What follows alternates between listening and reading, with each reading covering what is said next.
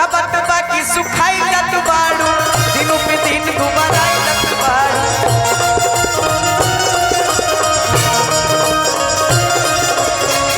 अच्छा आज से 2 साल पहले जब अच्छा इधर सुनो, ये जो गाना गाओ तड़े ऐसा बॉडी बनाने के लिए लड़कियां जिम जाती है बाबू। मैं ऐसे ही फिट हूँ, मुझे जिम जाने की जरूरत नहीं है।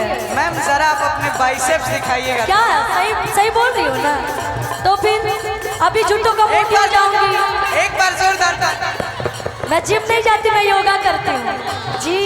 लेकिन फिर भी आप पहले से दुबली हुई। ठीक है यार, अब मोटी हो जाऊंगी तो फिर मेहनत करना पड़ेगा, जिम जाना पड़ेगा, डाइट फॉलो करना पड़ेगा।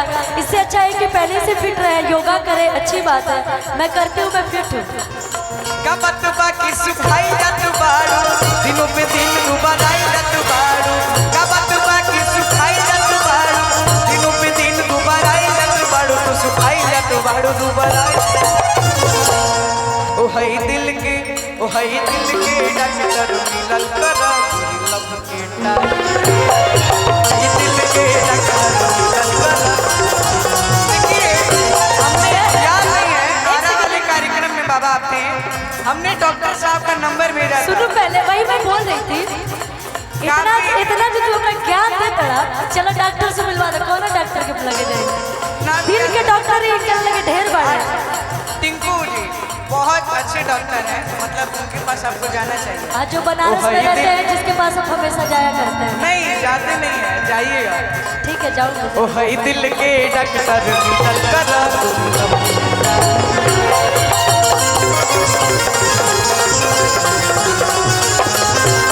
ओ हई दिल के डॉक्टर मिलल करा गोरी लब के टाइम पियल करा।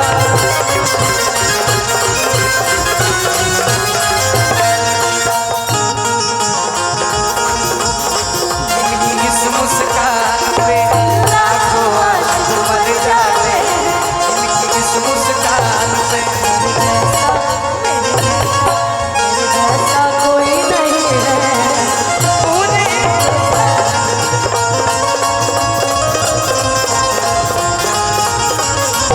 एक सेकंड भैया,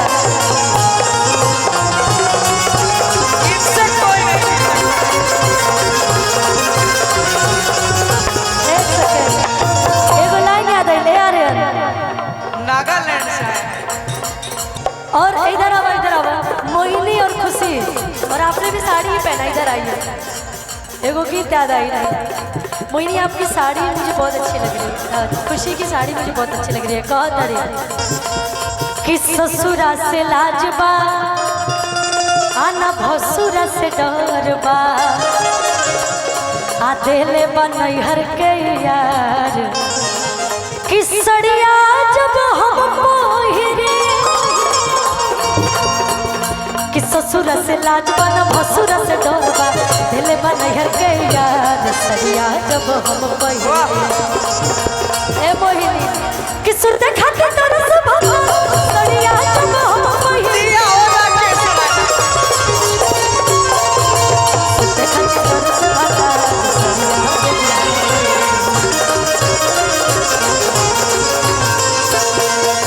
लेकिन एक गाना हमको याद आ गया आपको देख के।